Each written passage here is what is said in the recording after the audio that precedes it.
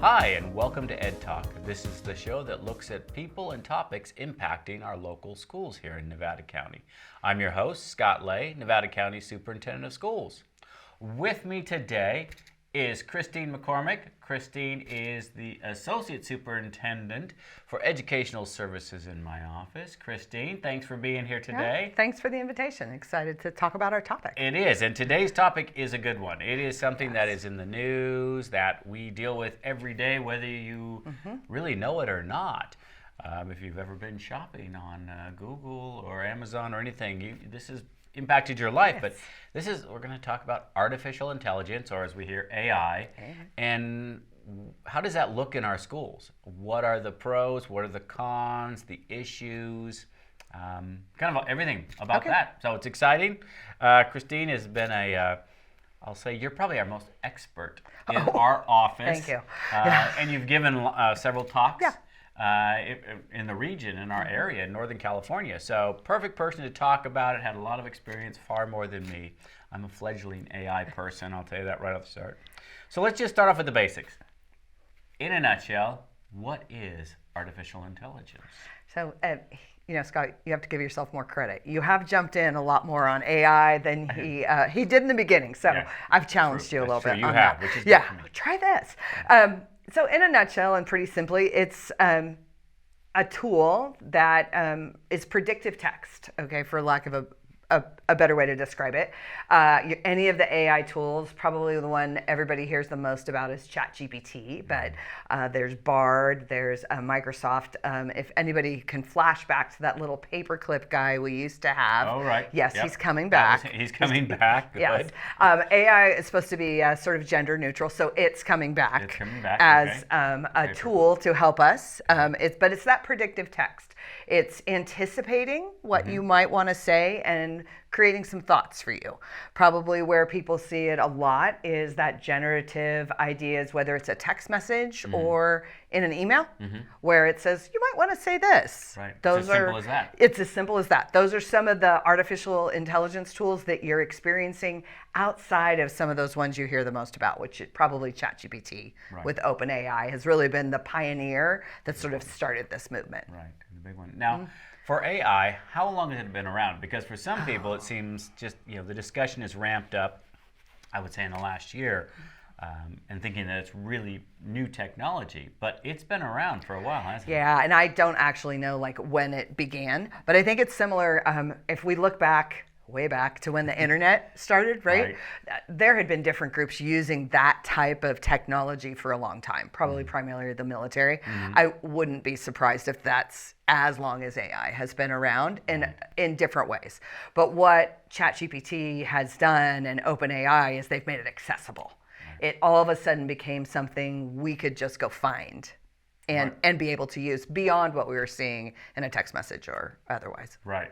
And I mean, it does everything from as simple as, like I was saying in the beginning, and when you're shopping and if you're buying Christmas gifts that just happened or birthday gifts or what have you, and you're on your Amazon account and all of a sudden it starts populating. Yeah, that's all predictive text. Based on what you bought in the past and what your future buying trend might be. And that's all AI type of stuff. Yeah, and I know it's in our cars. Oh, absolutely. It's everywhere, and it's something that clearly is not going away. Well, and I think that's a really good point. Everybody that I've sort of read about or listened to on a podcast about AI is saying this is really just the beginning. And if we want to, techie people always will frame it to remember Pong. This is that's where we are now, is that beginning of all those video games that we now see it such a different way. That's where we are with this AI and artificial intelligence tools that are accessible to us like this. It's just going to get better and easier to use as we continue to move on. And I know it's exciting. I mean, when you kind of first got me into a few of the areas, it's amazing how useful it is, and it's taking your own ideas and then helping you expand on that and go different places. Definitely a time saver. But when we talk about it in schools, it comes with some controversy. Absolutely. Always. And I think that's because in schools or even in business, you're behind. Technology is so far ahead of you, and you're trying to catch up. So what is the controversy that you've seen? Because this is your first year in Nevada County. You've worked in other counties, so you have a pretty good breadth of what's going on out there. And I think the concern, hesitation, controversy, and also honestly the embracing is similar in many parts of California. Probably many parts of the US, but probably the things that I hear the most about is we don't have policy. We need some type of policy in our schools, whether that's district-wide policy, school policy, almost down to the classroom level. The instant reaction from most people is kids are now going to cheat.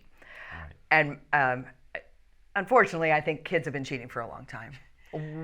We can really think about that, right? Yeah. There are all kinds of different ways. Yeah. Whether students within their calculators pre-programmed their HP calculator with all those tools, the kids have figured it out, right? Yeah. So how do we in schools start to think ahead of them? And I think that's part of everybody's also worried, well, they shouldn't have access to it at all.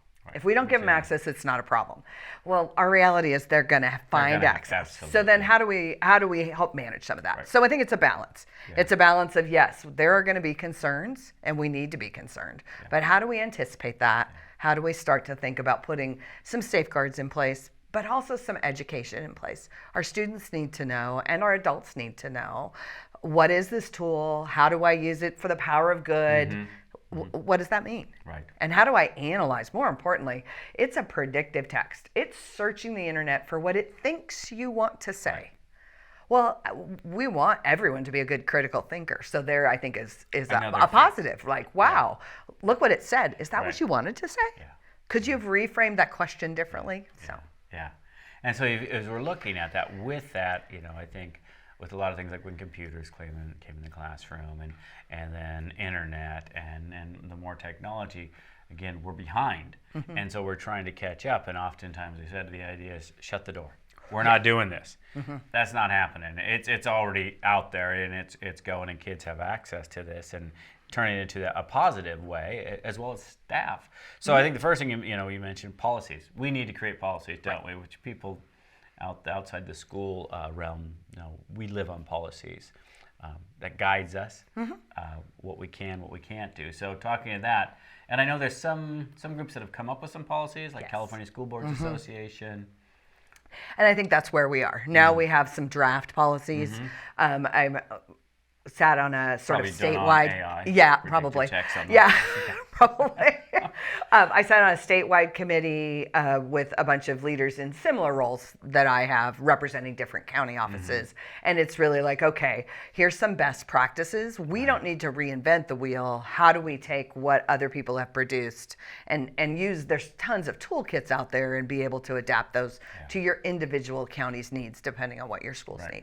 Right. Yeah, so. Which I think first step, we got to do that. And then once you get the policies, then we've got to get our staff trained up. Yeah. Because the kids in this area, so many of them are so much further ahead. Right. They're not afraid. I think there's still a group of us that are like, we're afraid we'll break something. So we're very careful experimenting, where kids are like, boom, boom, boom, boom, boom. And they just get into it and do amazing things. So training. Absolutely. Yeah. Training, how do we best support classroom teachers using the tool? How do we help our administrators on our classrooms understand what are the positives, what are the negatives? Yeah. Working with our IT professionals, because they're integrated, and often we just forget to tell them as teachers, hey, I want to try this new tool, or as an administrator, I'm going to do this great thing for my classroom, and we need to bring them in the loop too. Right. They will be hesitant. It's part of their job. Yeah. Yeah, and I get it. I get why they're worried about what might happen. So then that becomes a greater conversation. Right. We can't implement AI in isolation. We need to have that collective. Yeah. We need to hear from our teachers that are super hesitant about what it means in their classroom, balanced with our teachers who have experimented with it and are using it and are being able to, have students maybe use the tool. Currently, California has some policy around student data privacy. There's a lot of controversy whether this OpenAI Chat GPT fits in or outside of some of that policy. Yeah. The way the sort of rules and regulations for these tools are written is they're not supposed to be accessed by anyone under the age of 18 without parental consent. That adds a whole nother layer. Yeah. There's a lot of things that say that in the small print that students are accessing, right? So how, again, do we find a balance? Yeah. And how do, part of that training for administrators, teachers, and parents is understanding the yeses, the nos, the what you need to be worried about. Yeah, absolutely. And then I know you mentioned technology too. I bet a lot of districts block. Yeah, That because you parents may or may not know in the community that at the firewalls that each district has or a county has to limit what students can access or staff can access on the internet. I would imagine there's some people that are like, we don't know what to do with it yet, so ChatGPT, anything AI, anything like chat with that, it's a block. Absolutely. Yeah, they've put it on the list. And reflecting back, at some point, districts did that with Google. Yeah, exactly. I remember that too, because they didn't know how to handle it. We don't know what this means, and how are we going to, and that, again, goes back to getting policies in place. And we can't just dive in without having some good reflective conversation. But we also can't wait too long. It's here. It is right here. And students, if they're not able to access it, following guidelines and best practices at our schools, they're going to do it at home. Right. Where they may not be following that. Now, you and I had an interesting conversation just before we came in here about using AI in work. And, the old days, you were concerned about was plagiarism. Right. Where were you getting the information for your report? And probably all of us in the 4th grade in our original reports were all plagiarizing. But at least we cited where we were plagiarizing, but we were trying because we weren't experts in World War II or whatever it was the report was. But we learned that through the years, how to cite work. So how do we do that with AI? Because, for students. We could ask AI. No. Yeah, ask AI. How do we cite you? Yeah, good point. Which is it. So It probably will give us several answers. Another AI tool that already exists is it will create citations for students. Whether it's MLA or APA, you can go to a source and ask our friends at Google to create that citation, and it'll already do that. That technology's been around for a while. We no longer have the manuals. Remember, we used to have to look through. They'll do the work for us. I think that's interesting. There are some, of course, great resources. Plenty of teachers who are always ahead of the technology. Right. Some really well-known ones have started to talk about this. And one of the podcasts I was listening to, she talked specifically around her own classroom policy. She says, I know students are using AI, so they have to tell me. I used AI to create this report. And they have to produce for her of every version, every draft. So if you've been into ChatGPT, it will keep multiple versions of what you do. So she's telling her students, you need to give that to me. And I want to know what analysis you did with that AI generated your first one to create your second one, to create your third one. Critical thinking skills, how you're using it. And then citing within that, where did that resource come from? And making sure that AI is out there looking for that predictive text, but it should be providing those citations as well. So you've got the accountability and you're encouraging the students to use the newest technology. And you can tell AI to do that for you. One of my favorite things to do in ChatGPT is have it write from perspective. So from the perspective of Walt Disney on the opening day of Disneyland, tell me what Disneyland looked like. What did it sound like? And what were the things that people said after the fact? That's just one of the fun ones. It's always, I'm sort of a Disney fan, so it's fun for me. But we could ask students to do the same thing. Cite 5 resources that support the conflict of World War II from the perspective of France, from the perspective of Germany, from the perspective of the United States. And see what happens. See where it comes out. Yeah, I mean, that part that's exciting. To think of those opportunities. Those to me are the big pros with AI in the classroom. And again, it goes back to the policies and the training for staff and students on how to use that. So you get there, so you're teaching higher level thinking skills using AI, using the tools you have in front of you. Because to ignore it isn't going to help anybody. I think it's going to get ahead of you anyway. Yeah, it will. So you might as well get there. So and it's using it for the power of good. I always, when somebody says no, and I'm like, there's a power of good in this. Let's find it. Let's embrace it. Let's take advantage of it. So with more the pros, we're going to talk of that. What other things do you see in the future with AI in the schools, or what are you hearing? What are you seeing? Oh, I think there's going to be some super exciting work done around differentiating in a classroom to making your classroom content more accessible to all the student learners, that's a lot of work for a teacher, right? A lot of work to create that initial lesson plan, do the research to create a great lesson. Imagine taking that lesson, putting it into an AI tool, and say, tell me how I might adapt this lesson for a student who doesn't read at grade level, for a student who struggles with mathematics. What are some other questions students could explore around this content? Or even, what am I missing? What didn't I include in my lesson that students really need to know?